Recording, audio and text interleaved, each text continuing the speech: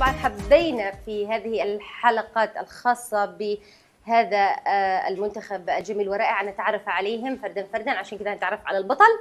أنور حسن الطريقي. أهلا وسهلا يا أنور، من وين؟ أنا من صنعاء. أنور، كلمني عن حماسك وفرحتك. والله بالنسبة يعني أول شيء نقول الحمد لله، هذا كله بفضل الله. الحمد لله يعني على هذا الفوز الحمد لله. ثانيا ثنتين ونشكر أيضا الجماهير، جماهيرنا أزرونا وقاموا بتشجيعنا، يعني قاموا هم بتشجيعنا. أكيد قوي مع هذا والله. كانوا يبكوا والله إنهم كلهم. والحمد لله هذا كله بفضل الله.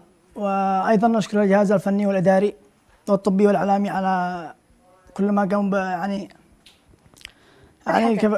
كلمني عن فرحتك، عن فرحان مبسوط. فرحتك كيف كانت؟ فرحتي والله كانت تمام الحمد لله، يعني كبيرة. وأنا فرحتي كبيرة وشعوري يعني غير طبيعي والحمد لله. أهلك كيف كان شعورهم؟ والله أهلي شعورهم أكيد يعني شعور غير طبيعي، لذلك يعني احنا كانوا يشوفوني يعني من كثر فرحتهم الدموع دمعوا. صحيح الكل دمع، مش إلا لك بس. والله كلنا حتى أنا دمع. طيب لما